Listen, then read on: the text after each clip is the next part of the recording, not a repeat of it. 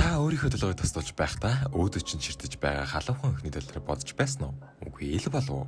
Гэвч энэ залуугийн хувьд энэ бол жирийн л нэг даван гараг.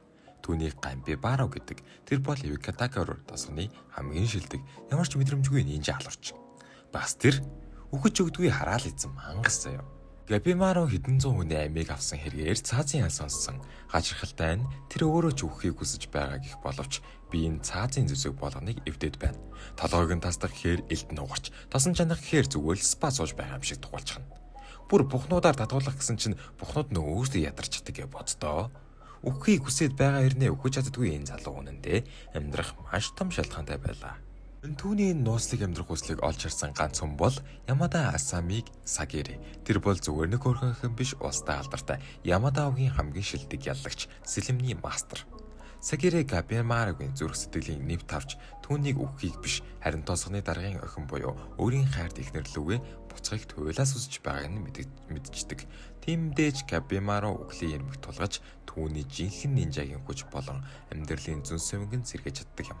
Сагери Габимарод гайхалтай санал тавина.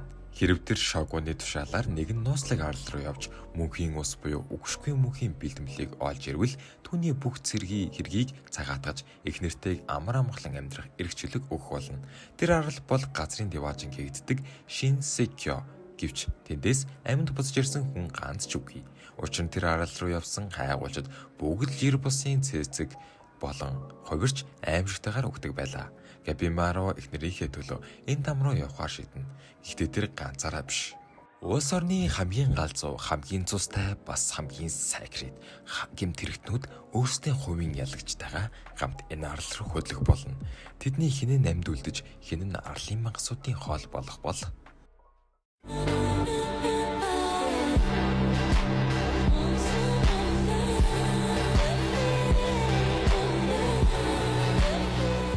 Жиангед манай баатрууд газрын диваажинд хөл тавьж байна. Гэхдээ шогон маш хорон санаатай дүрм зохиосон байв. Мөнхийн усыг авчирсан ганцхан хүн л өршөөл үзүүлнэ. Энэ нь юу гэсэн үг вэ гэвэл арал дээр буумагцаа тэд бие биенээ хядах ёстой. Габимарог нэгэн болчинлог хэрцгий залуу дайрч алахыг оролдоно. Гэвч манай залуу хүлээстэй байсан ч хамаагүй зүгээр л хөлөөрөө түүнийг хідэн хэсэг болгоод асчихна. Энэ үед босод гэмт хэрэгтнүүд ч дундаа орж арал дээр шууд л цусан далай тогтож игэллээ. Гэхдээ энэ цусан далай дундаас таны анхаарлыг шууд татах нэгэн бүсгүй бол Юзуриха. Тэр бол маш алуухан биеийн галбраараа гайхуулсан эмэгтэй нинжа. Тэр бусад шиг шууд тулдах биш, өөрийнхөө гоо үзэсгэлэн Серки байдлыг ашиглан бусдыг хуурдаг, хортой шингийн ялгаруулдаг хамгийн аюултай хүн. Тэр байтугай өөрийнх нь амийг хянах ёстой яллагч залууг хүртэл өөрийнхөө өгөөнд оруулчихсан явж байх жишээний. Ингивчдийн жинхэнэ там бие биенээ алж дуусах үе эхэлсэн юм. За алаана үзэхээс өмнө хэдүүлээ нэг гоё лайкаараа давмгаалч тийм үү? За лайк дараарай. За видеонд орцгоё. Арал дээр ямар ч хэвийн амьтад байсангүй. Гинэт тэдний өмнө буддын өшөө шиг гэрнэ аимшигтай жигшүүртэй мангасууд гарч ирдэг. Хүмүүсийн зүгээр шургоолж няцнаад зөхөж эхлэв.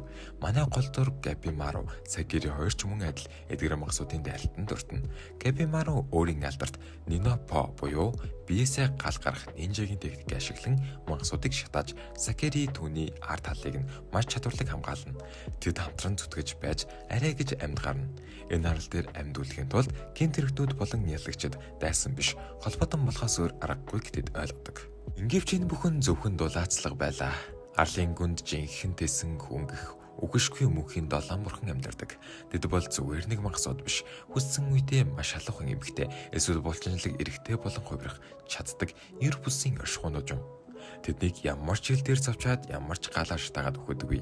Учир нь тэд Таогийн амьдралын энерги төгс эзэмшсэн байв. Тэгвэл энэ энергийг манай баатрууд яаж сурах вэ? Энд л насан туршидтын сонирхолтой хэсэг гарч ирнэ.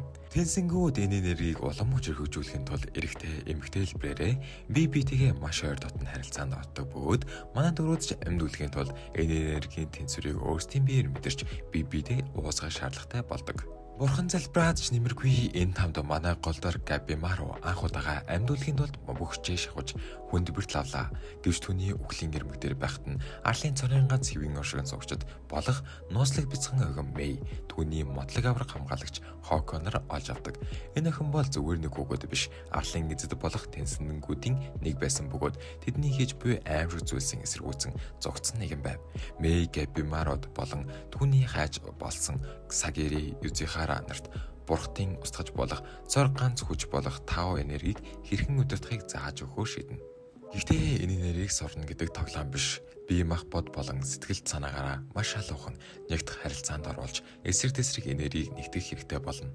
Манай халуухан нинжа бүсгүй Юзихара өөрийнхөө энергийг хамгийн түрүүнд нээж чаддаг бол Сагирич өөрийнхөө сэлэмний техникийг энэ хүчээр уламд үс болгож бурхтын мах цусыг тасчих чадах зэвсэгтэй болж авлаа. Арал дээрх анхны өдрүүдэд би бинээ алж байсан хүмүүс одоо бүгд нэг завин дээр суснаа ойлгов. Хэрвдэд бурхтыг алж мөнхийн усыг авахгүй бол эндээс хинч амьд гарахгүй.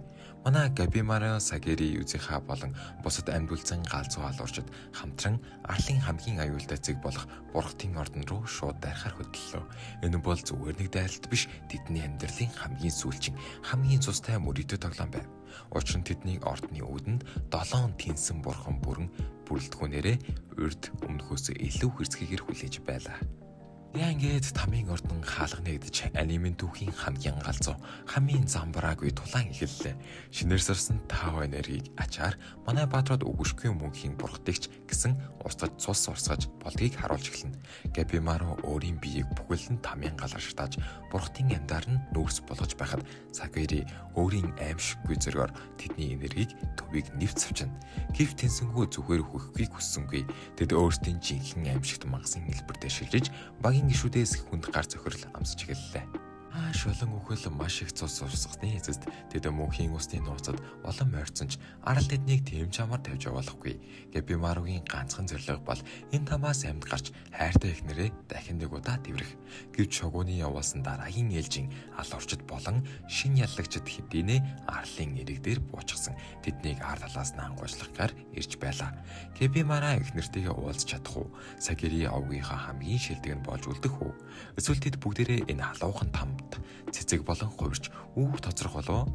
Хэрвээ танд Hellsprite-с анимын энэхүү галзуу цуст бас баг зэрэг халуухан аним туршлал таалагдсан бол одоо шууд дэлгэцэн дээрээ лайк туршлуурыг хүчтэй дараарай.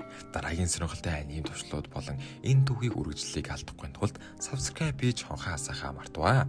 Таны болоор энэ арал дээрээс хэн амьд гарч чадах вэ? Сэтгэл хэсэгт бичээд үлдээгээрэй. Дараагийн бичлэгээр уулзцай залуусаа. Баяртай.